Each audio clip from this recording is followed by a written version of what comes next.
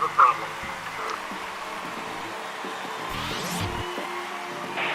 Today is Sunday, December 24th. It's Christmas Eve, and the Yankees are between a rock and a hard place after dealing much of their pitching depth to acquire Juan Soto and failing to sign Yoshinobu Yamamoto.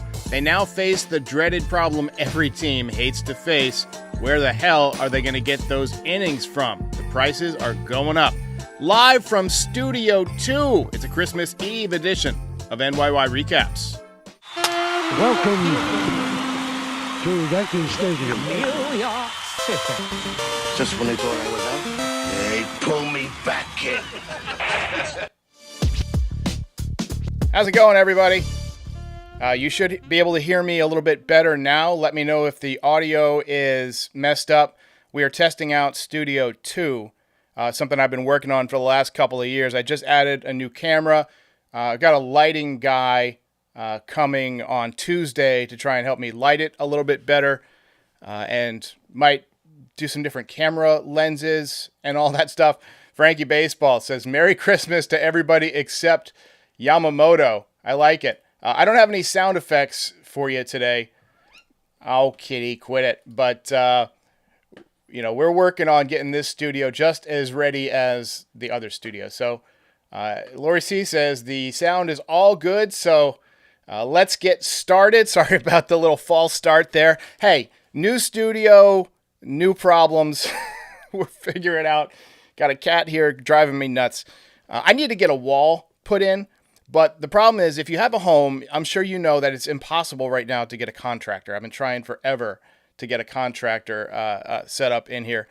Anyway, I need to get a stream deck in here too so we can have all our fun comments and animations and all that good stuff. So let's talk a little bit about the Yankees' predicament that they're in right now, because they are in an unenviable position. Like a lot of you, I was following, did I say Ian Snell? I think I need Blake Snell. I that's my bad. I put Ian Snell on the text. We're going to do that. But sorry for the people listening on the podcast. We will fix that, actually. Oh, well, I can't fix it right now. Screw it. We'll do it live. Anyway, we'll talk about Blake Snell. That's just a typo. I have a friend named Ian Snell. So, look, losing Yamamoto to LA is it's a blow because the Yankees were really counting on this guy. And unfortunately, that's left the Yankees in kind of a precarious position.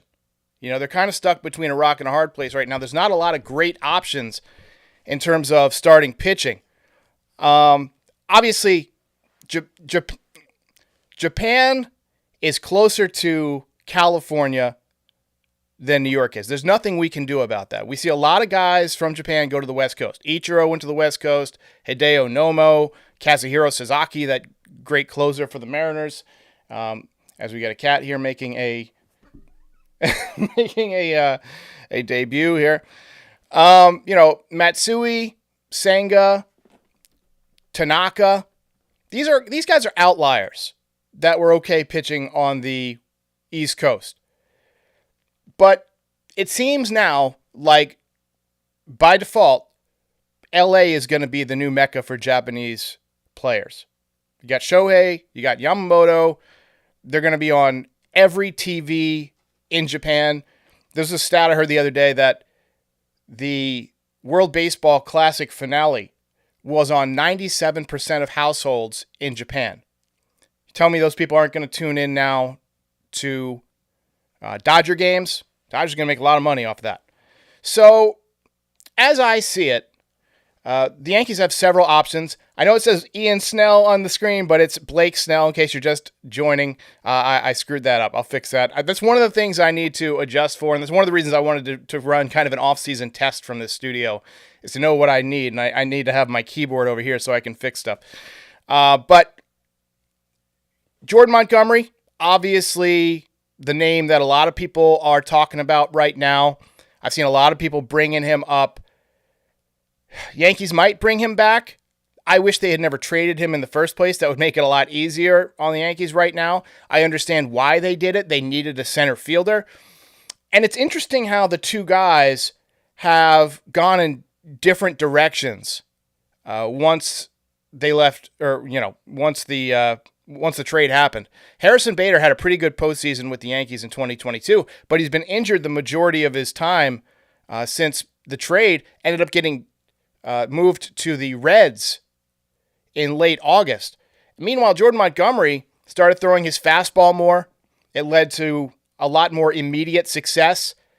He was fantastic with the Cardinals, and then this year he was one of the hot pitchers on the trade market. Ended up going to the Rangers, helped put them in a World Series. He was outstanding in the postseason, pitched pretty well in the World Series. But part of signing a new free agent is that new car smell, right? It's the excitement of somebody you haven't seen before. Oh, I want to see Rodon's debut. I want to see Yamamoto's debut, whoever. Montgomery, I tweeted this, it's like we lent him away and now he's coming back. He's better now. His pitch mix is better.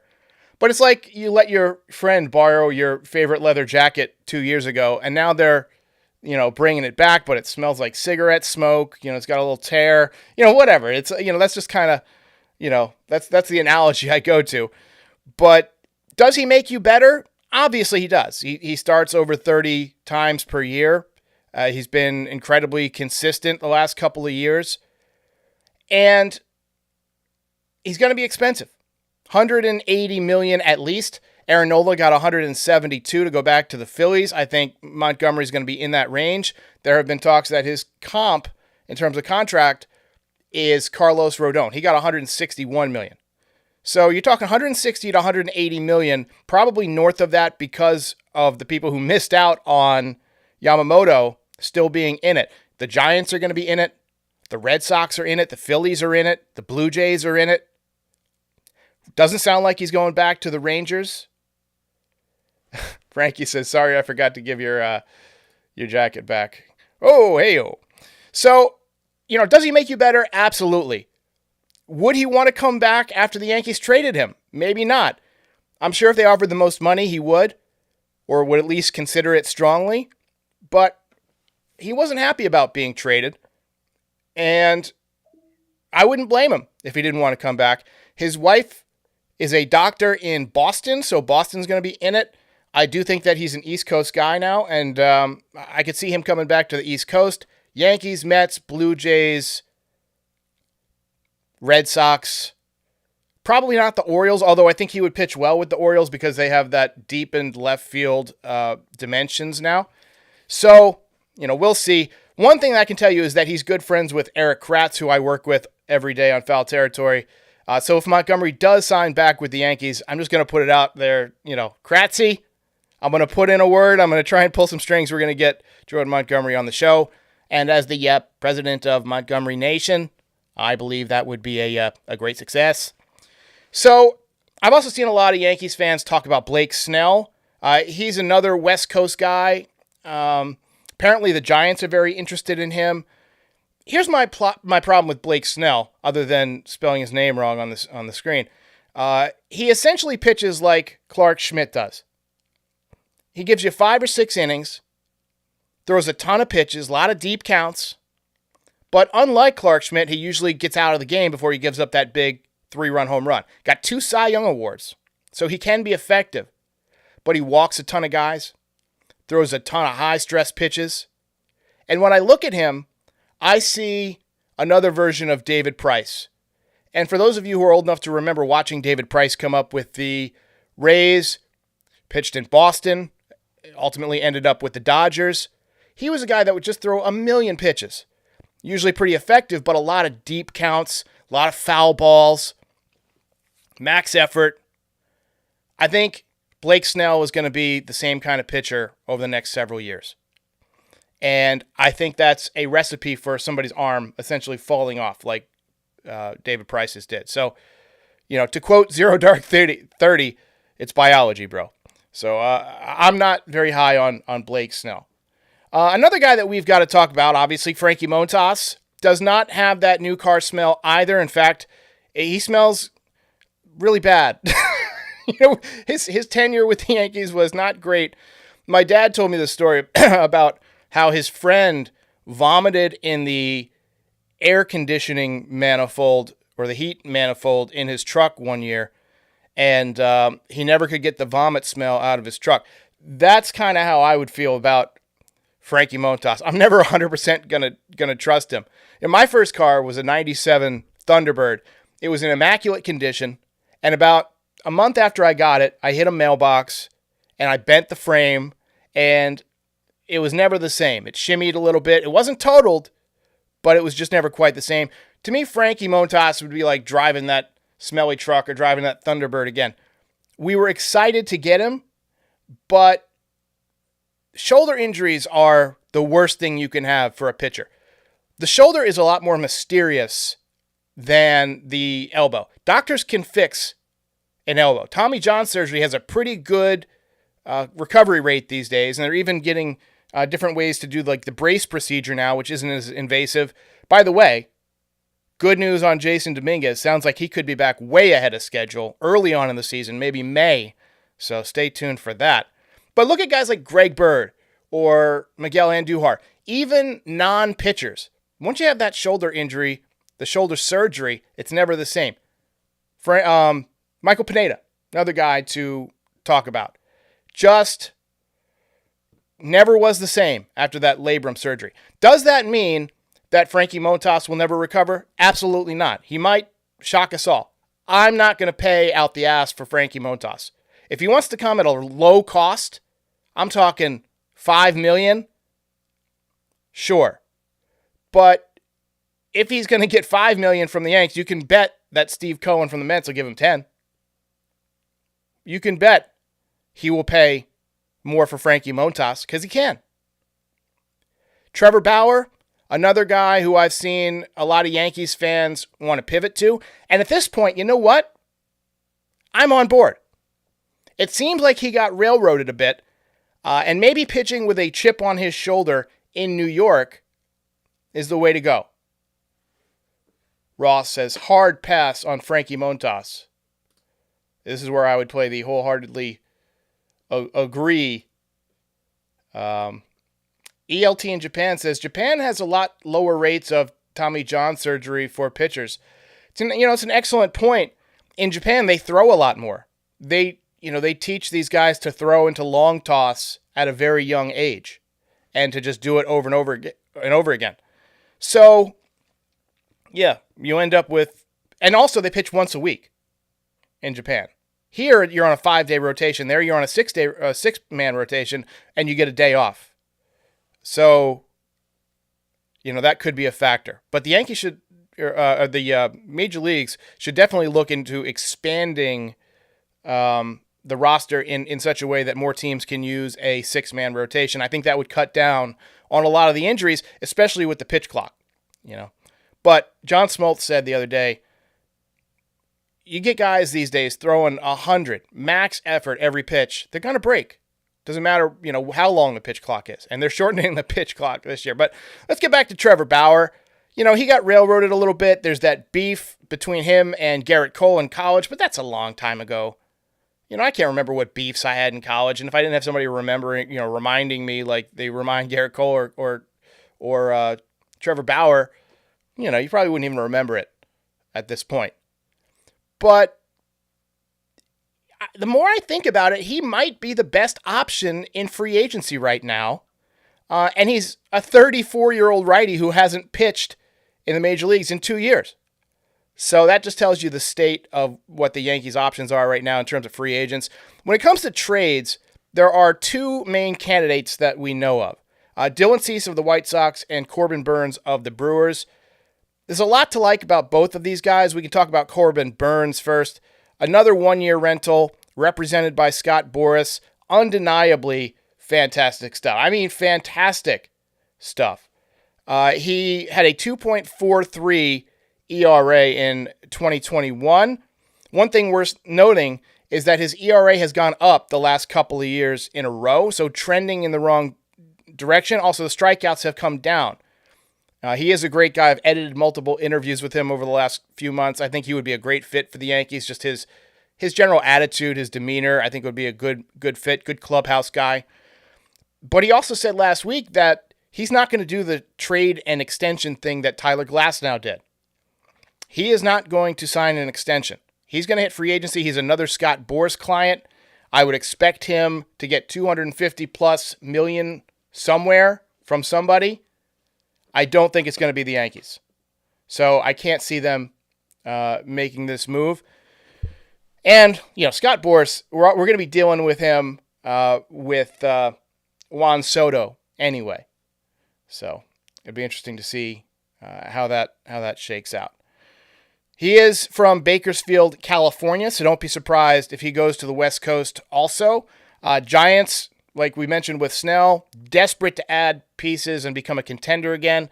I could see them moving some of their, prospects or going out and signing him as a free agent. They offered $700 million to Ohtani, and it did not work out, so they do have the money to spend.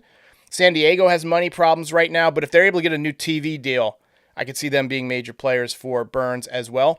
Dylan Cease, another guy who is very intriguing. He's got one of the best curveballs in baseball.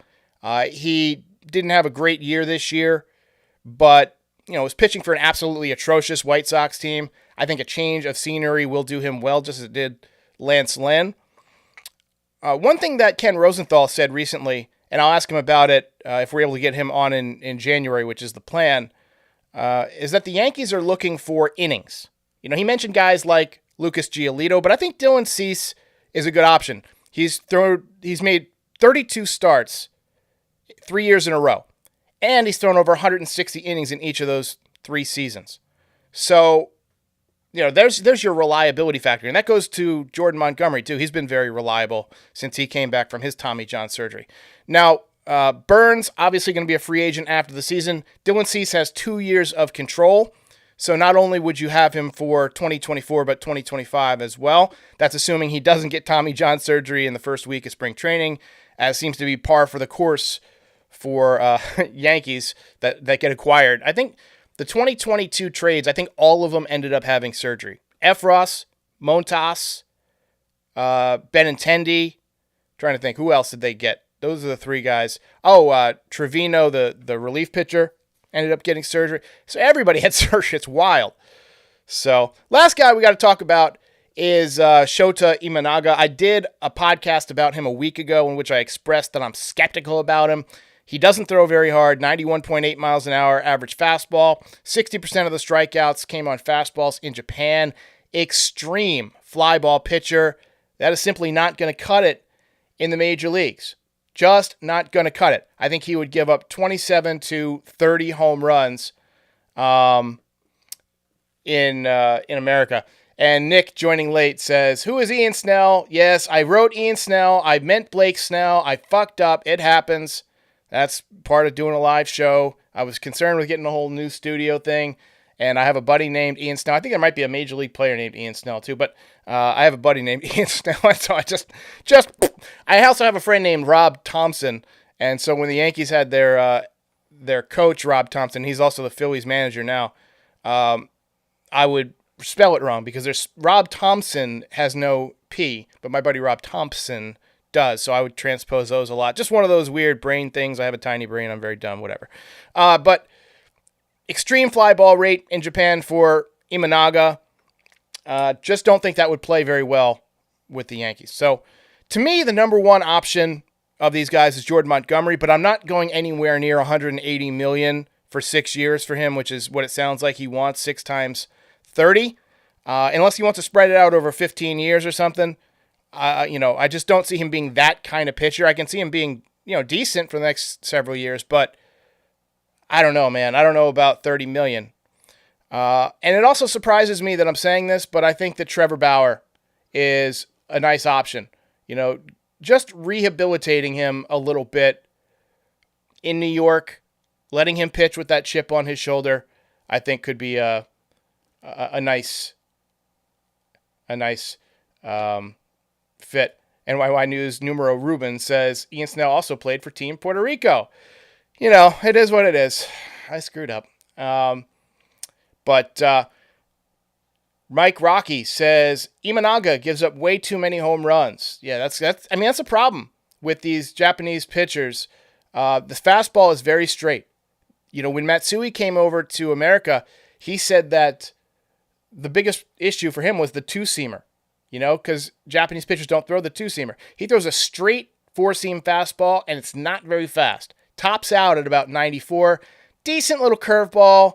You see the sweeper right there, maybe like a traditional roundhouse curveball, but I'm just not impressed with him, and I think he's another Igawa waiting to happen. Legendary LIW says, what's Bauer looking for money-wise? That's a good question.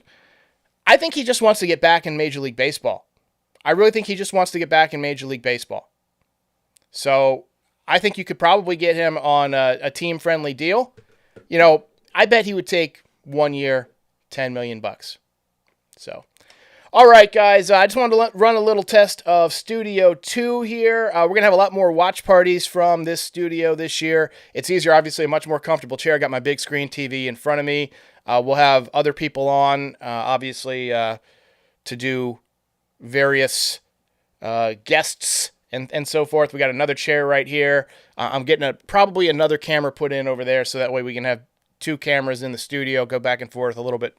More production obviously is always something that we want to add here. But I hope everybody has a wonderful holiday, and hopefully the Yankees will do something next week.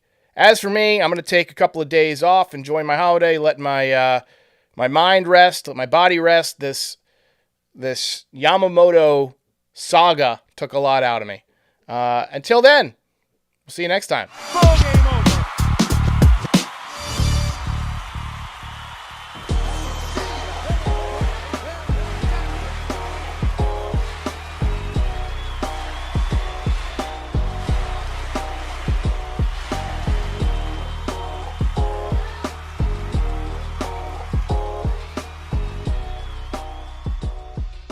Most impressive.